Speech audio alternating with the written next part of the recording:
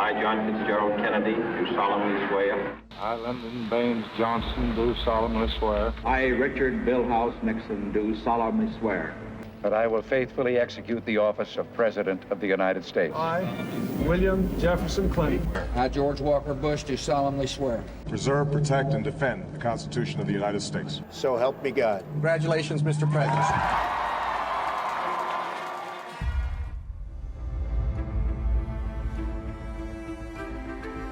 Leaders, protectors, history makers. There is one job at the top that guarantees your name in the history books. A job that pledges to defend the Constitution and guard the free world. Freedom, liberty, and justice. The cornerstones of democracy and the oath of the President of the United States. Throughout the storied history of this great nation, many presidents have left their mark from this high office, and the actions they take decide the fate of millions of Americans. The personalities and gestures of each become part of their impenetrable legacy. Join us as we take an in-depth look at the journey and legacy of some of the most influential people in the history of humankind. These are the presidents.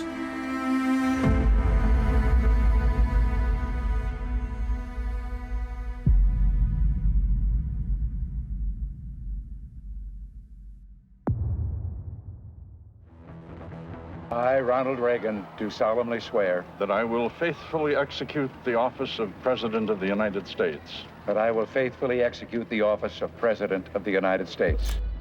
Ronald Reagan, the 40th President of the United States, an ambitious and charming figure unlike any other in America's history.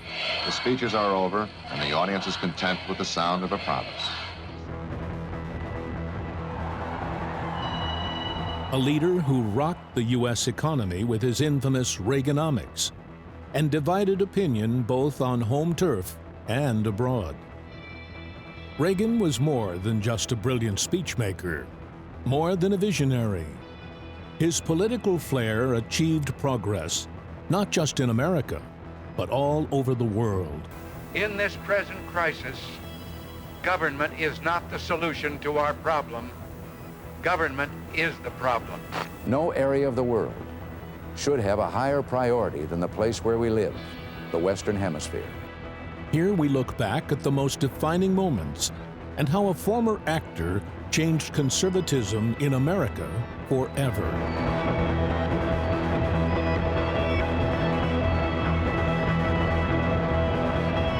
How high is the price of freedom, but also how much it is worth, that price?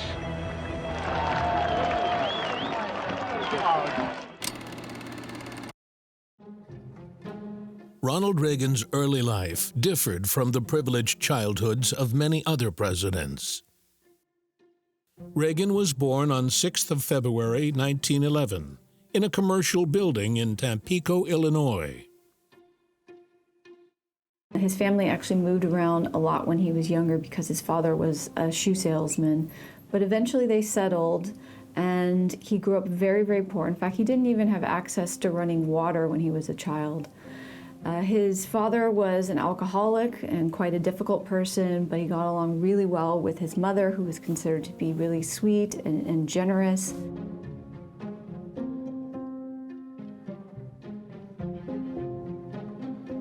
Once the family settled in the city of Dixon, Reagan attended Dixon High School, where he developed his interests in drama and football.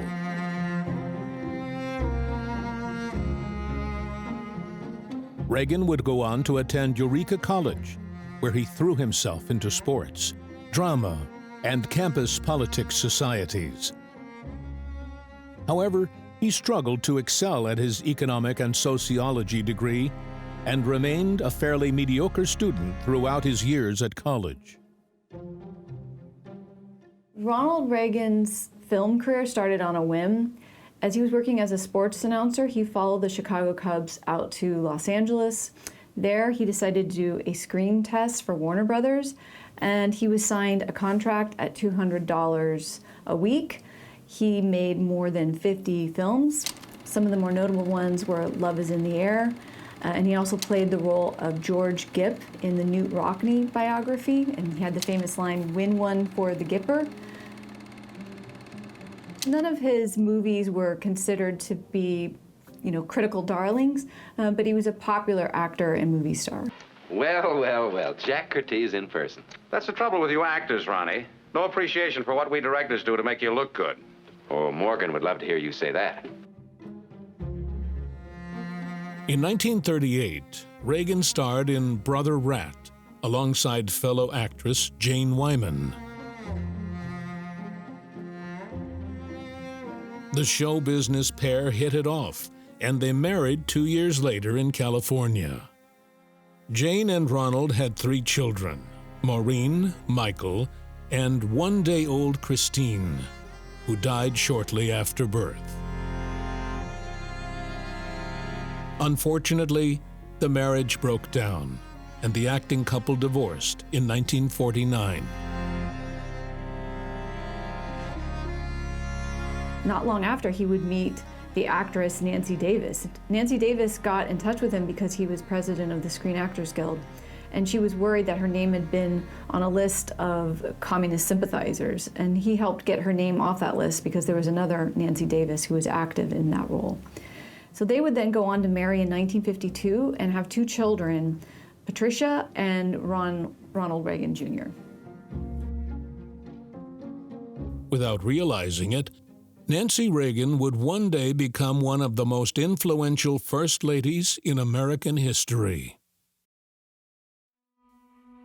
Reagan's time as president of the Screen Actors Guild proved tumultuous and tense.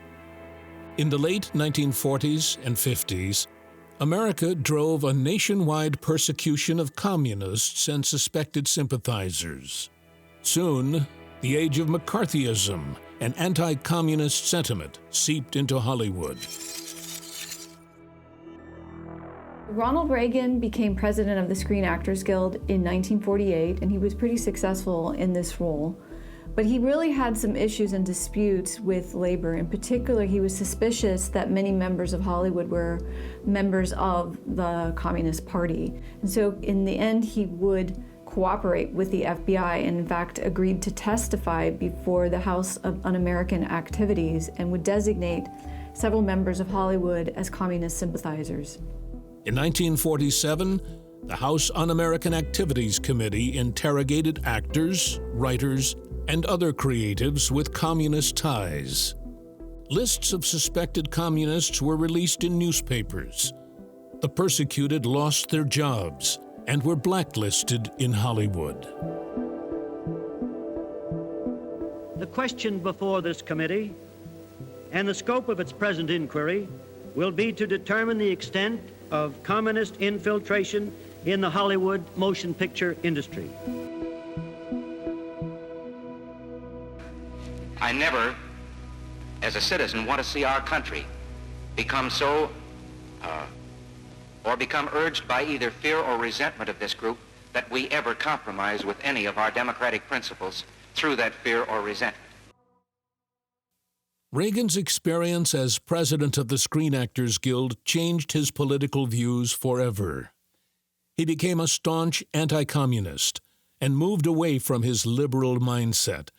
Reagan wasn't always a right-wing Republican. In fact, in his early days, he was a Democrat. He was a great admirer of Franklin Delano Roosevelt. He called him an American hero. But over time, he started to feel that the communist influence in Hollywood was really becoming a problem. He felt that the labor unions were making life very, very difficult. And later in life, he would become more and more sympathetic to more free market policies. He really gained a philosophy from this period that the government wasn't really helping out business, that it actually was infringing upon the rights of individuals and the rights of big business and small business owners. One side in this campaign has been telling us that the issues of this election are the maintenance of peace and prosperity. The line has been used, we've never had it so good. But I have an uncomfortable feeling that this prosperity isn't something on which we can base our hopes for the future. No nation in history has ever survived a tax burden that reached a third of its national income. Today, 37 cents out of every dollar earned in this country is the tax collector's share. By 1962, he officially declared that he wasn't really any part of the Democratic Party anymore. He famously stated, "I didn't leave the Democratic Party, they left me." I became a Republican not because the parties were the same, but precisely because they were different. In 1966, Reagan ran in the election for governor of California. He campaigned on the key issues of individual freedom and small government and appealed to many voters through his television speeches.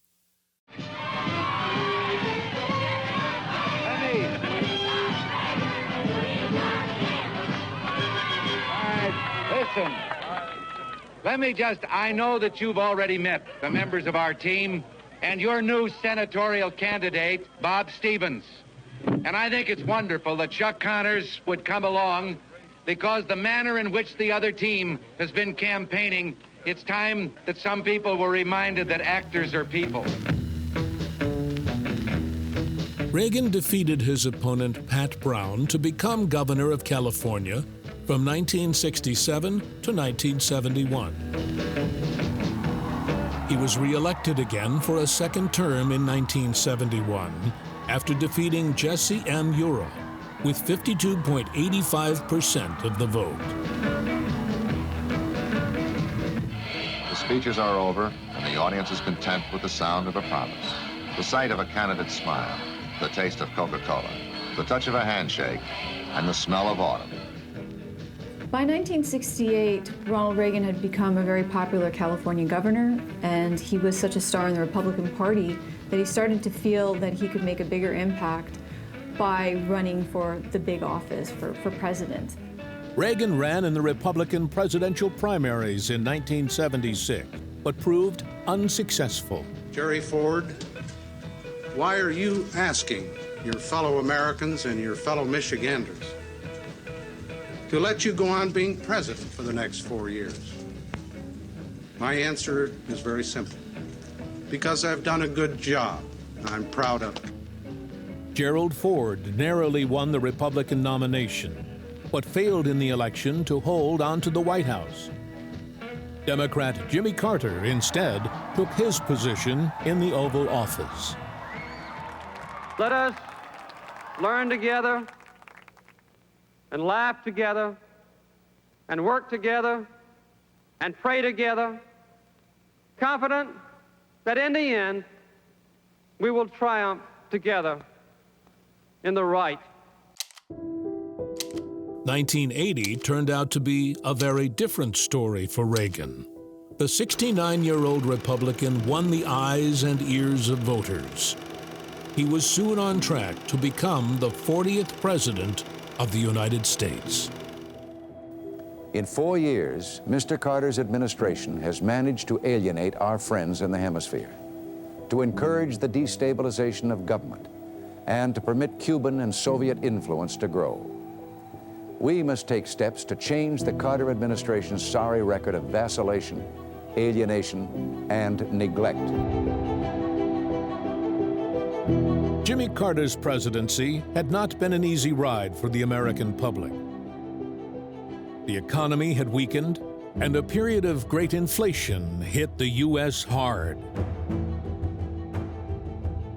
Reagan was able to win such a landslide against Carter because of the state of the economy in the U.S. At the time, there was incredible inflation, there wasn't much economic growth, there was a lot of despair about the direction that the economy was going in, and that was coupled with the perception that Jimmy Carter was ineffective in foreign policy.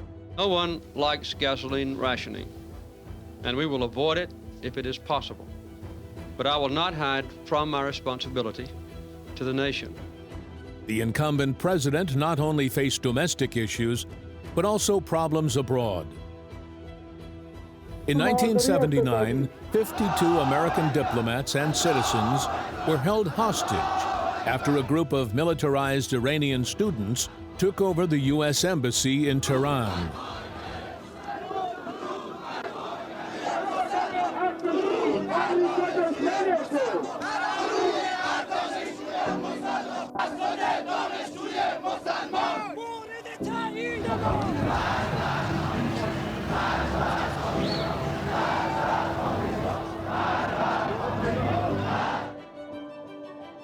Mr. President, following up on your statement just now, when you were planning the rescue attempt, did you believe that all the hostages could have been removed from Iran safely, or did you feel that some could have been killed in the process? The Iran hostage crisis dominated the final 14 months of Carter's presidency. Republican opponent Ronald Reagan massively criticized the president's handling of the crisis, and it soon became a point of contention for voters. My criticism, I don't mind criticizing what has been done. And frankly, I don't think the president has done anything that he couldn't have done 5 months ago. In 1980, Ronald Reagan's dream of reaching the highest office in the land came true. Reagan won a decisive victory, claiming 44 states and 489 electoral votes.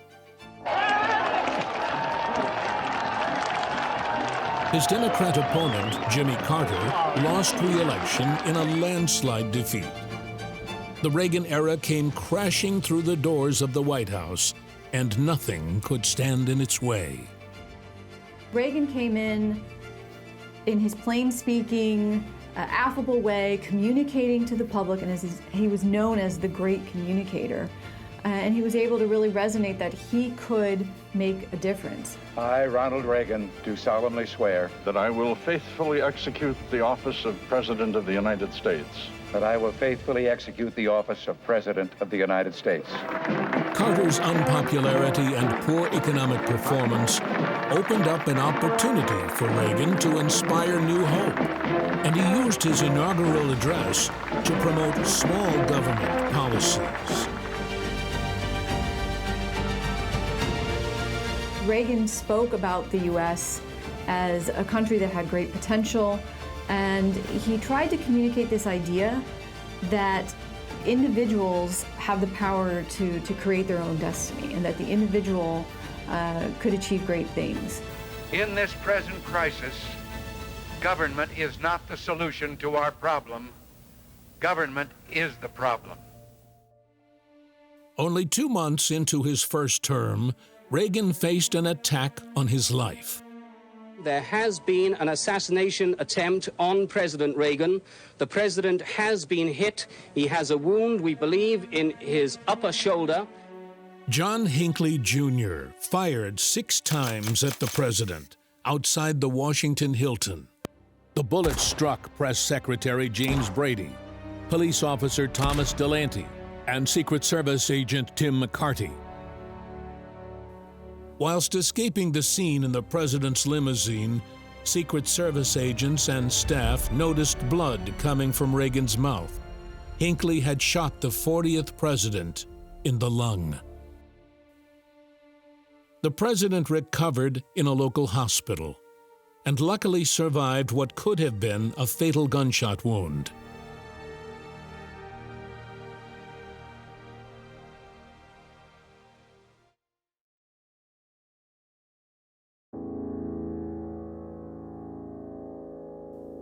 On a popularity high, Reagan stepped up the heat in tackling the economic mess. Ronald Reagan developed a set of neoliberal reforms named Reaganomics, which pushed for lower taxes, deregulation, and free trade. Yesterday, as you know, I had an opportunity to meet with the nation's governors, and they all recognize that this program will require some belt-tightening, but many of them also agreed that only if our government grows less will our economy grow more. And finally, I'm pleased that this morning, Senators Pete Domenici of New Mexico and Fritz Hollings of South Carolina are together introducing a reconciliation resolution in the Senate so that the Congress can begin speedy and earnest deliberation on our proposals. Reagan is known for Reaganomics, which was this economic strategy or set of policies that included trying to encourage economic growth, trying to curtail inflation, cutting taxes, cutting social spending, but increasing defense spending. However, Reagan's reforms more greatly benefited the rich rather than those at the bottom of the economic. The policies targeted social and welfare programs, leaving many Americans financially desperate and plunging deeper into poverty. What was meant to create more individual freedom, in fact, made America even more unequal. Because Reagan believed that government was the problem and that it was really impeding on the spirit of the individual, you saw there was not just huge tax cuts, but also huge cuts in government regulations. And that really allowed the banks to do whatever they wanted to do. And they ran amok with all kinds of loans, sometimes very high-risk loans that we had never really seen in the US before.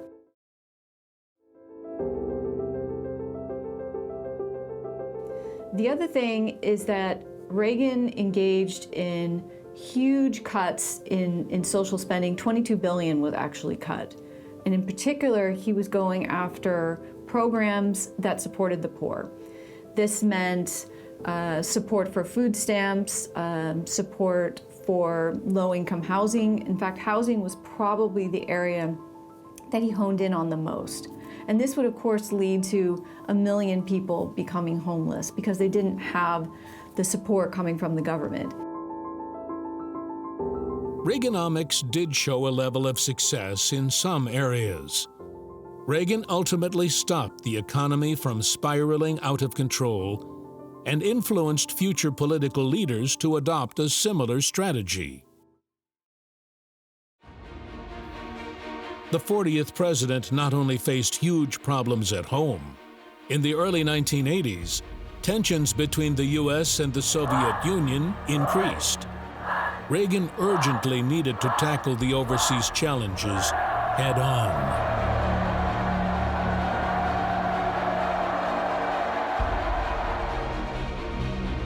The 45-year standoff between the U.S. and the USSR started at the end of World War II. Soon after the surrender of Nazi Germany in May 1945, the rocky alliance between the U.S. and the Soviet Union began to unravel.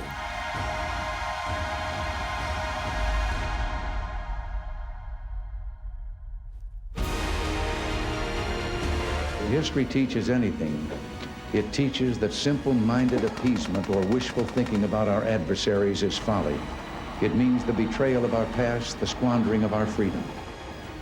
To ignore the facts of history and the aggressive impulses of an evil empire, to simply call the arms race a giant misunderstanding, and thereby remove yourself from the struggle between right and wrong and good and evil.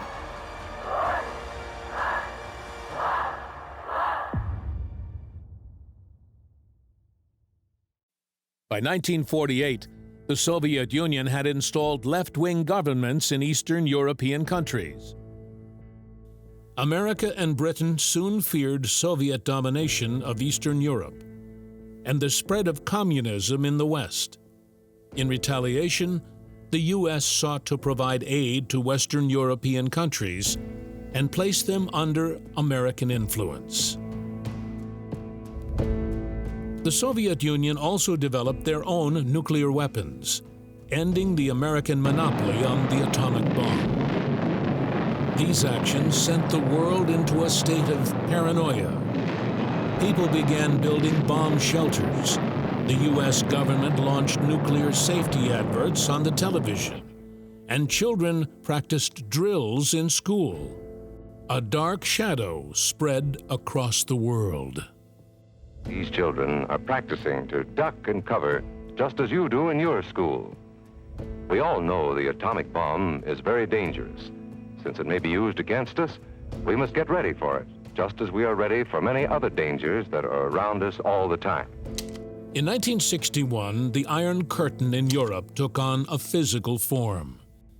Soviet leader Nikita Khrushchev ordered East German soldiers to build a wall and close off access between East and West Berlin. The wall soon became the ultimate symbol of division. When Reagan became president, he made it his primary mission to create peace through strength. Ronald Reagan was suspicious of the Soviet Union for decades. He didn't believe any of the presidents were taking a strong enough stance, in particular Jimmy Carter. He disagreed with détente. He disagreed with containment. He wanted to force the Soviet Union to its knees by outspending it in military defense. Defense spending more than doubled. And this was at a time that the Soviet Union was already spending up to 15% of its own GDP on military spending. And so he was able to push the Soviet Union into an arms race that it couldn't really handle. However, by 1985, the world was shifting. Mikhail Gorbachev took over as leader of the Soviet Union and soon became one of the most significant figures of the 20th century. Gorbachev led a mission to rebuild the economy, improve living standards in Soviet Union countries, and promote openness and freedom of expression. Reagan was a staunch anti-communist, but in Gorbachev, he found a Soviet leader the U.S. could finally negotiate with. Gorbachev was a different type of leader. He was one that really recognized the trade-offs that the Soviet Union faced and that it could no longer really survive if it continued to both support all the Eastern European countries that were part of its bloc and subsidize them, while also pursuing a military spending strategy that was just completely unsustainable. 1987 became a particularly important year for peacemaking. In a visit to West Berlin, Ronald Reagan gave one of his most powerful speeches. The moment inspired hope across a divided nation. General Secretary Gorbachev, if you seek peace, if you seek prosperity for the Soviet Union and Eastern Europe, if you seek liberalization, come here to this gate. Mr. Gorbachev, open this gate.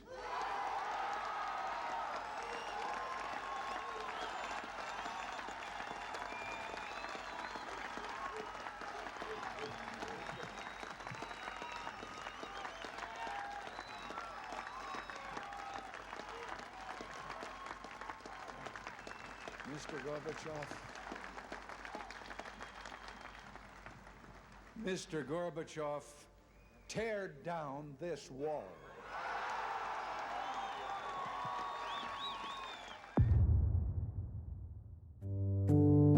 The same year, Reagan and Gorbachev also signed the Intermediate Range Nuclear Forces Treaty, agreeing to eliminate a weapons class and reduce their nuclear weapons stockpiles. An historic and profound moment on both sides. I will sit down with the Soviet Union for as long as it takes to negotiate a balanced and equitable arms limitation agreement designed to improve the prospects for peace. To succeed at arms control, however, we must first be honest with ourselves so that we can be convincing with the Soviets.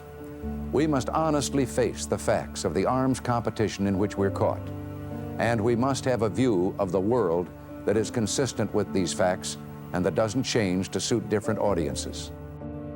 Despite critical debate, Ronald Reagan's strength, courage, and prophetic speeches helped push the world towards closing the door on the Cold War. We have listened to the wisdom in an old Russian maxim, and I'm sure you're familiar with it. Mr. General Secretary, though my pronunciation may give you difficulty, the maxim is, doverjai no proverjai, trust but verify. Назначение этого... На каждой встрече вы это повторяете. You repeat that at every meeting.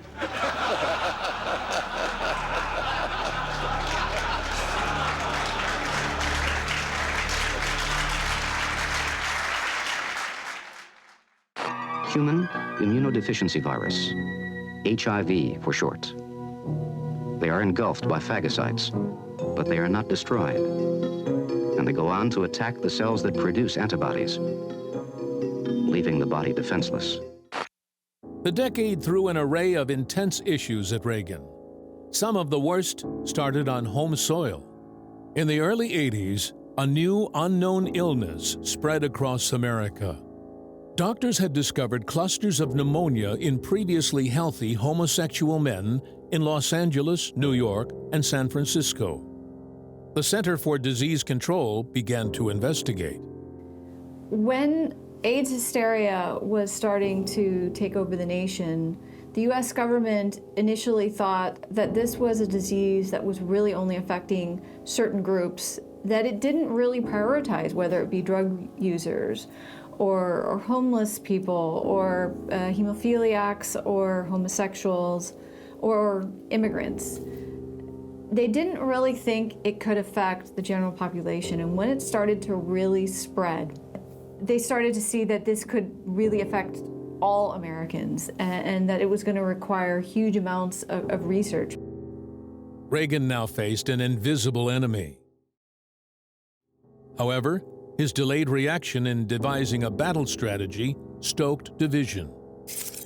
News of the virus hit headlines in Thatcher's Britain, and it wasn't long until the disease made its way over the Atlantic. I just, in the few minutes we've got left, turn to something which is being spoken of as the biggest threat that mankind has ever had to face, and that's notwithstanding nuclear weapons. I'm talking about AIDS. Is there any truth in the suggestion one hears that this government has been dragging its feet on AIDS because of your distaste for the whole subject, that you perhaps feel that being explicit in telling the public what it's all about would be somehow quite offensive? Originally identified as a gay disease, U.S. and U.K. society sought to ostracize homosexual males. Gay people must unite to overcome discrimination against people with AIDS. If we do not, we will all suffer. We will all be defeated. We will all truly be victims of AIDS. We're fighting for funds, and we're fighting for our rights as individuals, as human beings, that they simply cannot put us away in leper colonies, which seems to be what they're talking about doing now. Like some prison officers demanding protective clothing, some policemen wearing masks and gloves when dealing with homosexuals, some morticians refusing to embalm the bodies of AIDS victims. The disease continued to spread, and diagnosis came with a large dose of prejudice and hate.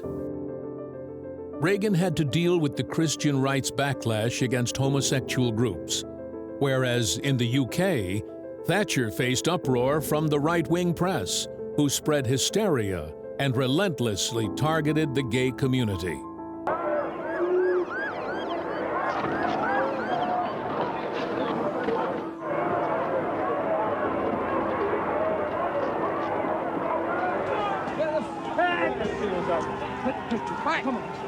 The one difference, though, was that the campaign of the Thatcher government was more pragmatic. She wasn't saddled with some of the elements of the Christian right that was part of the Republican Party in the US. And so she was able to pursue a more effective and pragmatic campaign to encourage her citizens to use contraception and to practice safe sex. And that was something that the more puritanical US public didn't have the same type of campaign. Soon, both the UK and US governments had to accept that the disease was not just affecting homosexuals, ethnic minorities, and drug users. Reagan and his closest allies had no choice but to tackle the epidemic head-on.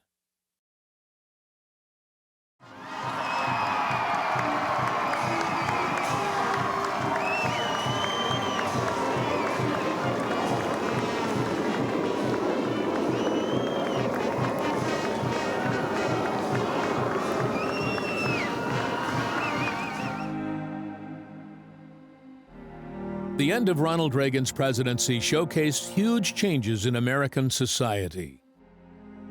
Inequality was rife, and national debt had tripled. His infamous Reaganomics plan had left a lot to be desired.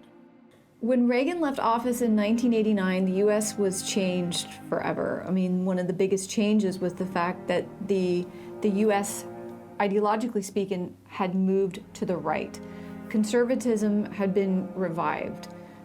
The moderates in the Republican Party had all moved to the right and had been infiltrated by the Christian right in particular.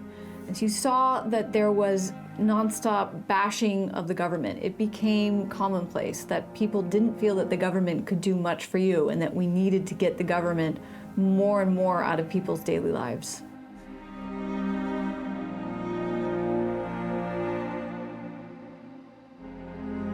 The legacy that Reagan left behind really depends on who you're asking. So today, he's very popular. You have 75% of Americans that view him fondly. When he left office, he had an approval rating of 53%. But in the end, he moved the party to the right. It became more conservative with a capital C. It was more in favor of extreme policies that have shifted actually American political culture as well. But maybe you and I have done better than we know, those of us who talk of conservatism. Because the great majority of the people today believe with us. They may not be able to put a label on it, but their approach to the various policies of government is the same as ours. We see that historians feel that his Reaganomics policies didn't work, and you saw that in addition to a pervasive homelessness problem, pervasive problems in urban areas that have never really recovered, we had huge increases in income inequality. The U.S. became the most unequal industrialized nation in the world. Reagan achieved great success with foreign policy. He built strong relationships with foreign leaders and pushed further than any president before him for negotiations with the Soviet Union. Less than a year after leaving office, the Berlin Wall finally fell, and Germany became united once again.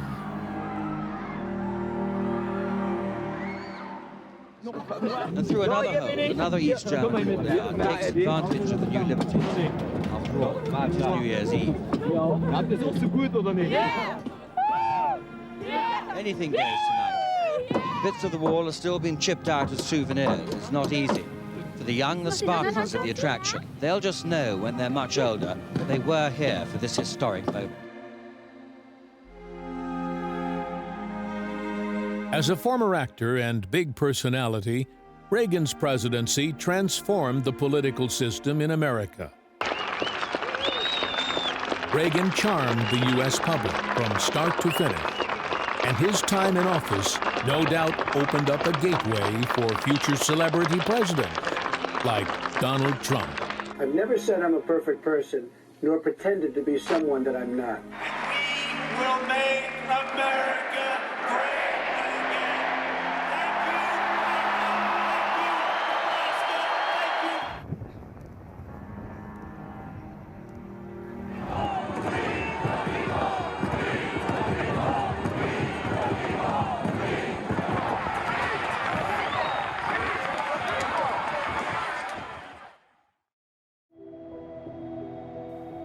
After life at the White House, Ronald and Nancy Reagan returned to California and retired to his home in Bel Air, Los Angeles. Up until contracting Alzheimer's, Reagan spent his time writing memoirs, creating the Ronald Reagan Presidential Library, and riding horses at his ranch. In 1994, Reagan decided to publicly announce his diagnosis with Alzheimer's to help raise awareness of the illness.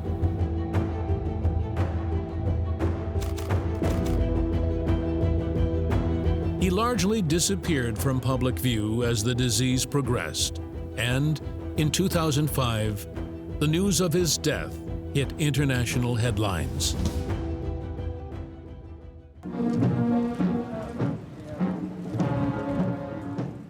It's an outburst of pageantry which has America entirely in its grip. A nation which did away with royal pomp and circumstance, savoring this moment, celebrating the embodiment of the American dream.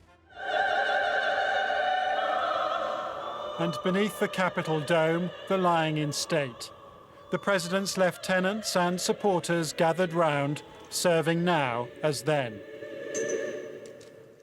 He once said, "There's no question I am an idealist," which is another way of saying, I am an American. People from across America traveled to Washington, D.C. to say farewell to a much-beloved public servant. Former Prime Minister Margaret Thatcher and Soviet Union leader Mikhail Gorbachev also attended, paying their respects to a once great ally and close friend in the political world. And not only with Americans. Just a few minutes ago, in walked that other giant of the late Cold War era, Mikhail Gorbachev, the final president of the country that Reagan had called the evil empire. Together they had shared so many dramas and written so much history.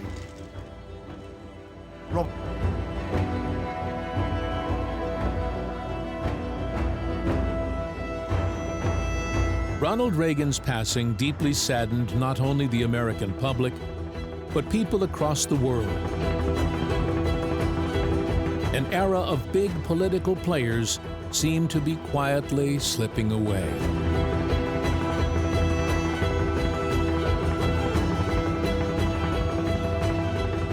So help me God. Now, I congratulate you, sir.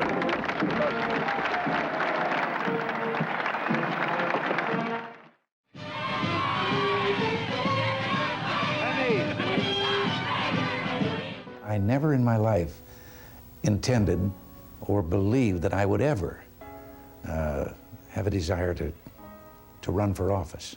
Ronald Reagan's promotion of individual freedom guided America down a new path, and one which would change the political system forever. His infamous Reaganomics failed to reach high success levels. However, Reagan's actions during the Cold War helped push back the Soviet Union, save millions of lives, and ultimately alter the course of the world. We seek neither confrontation nor conflict, but to avoid both, we must remain strong and determined to protect our interests.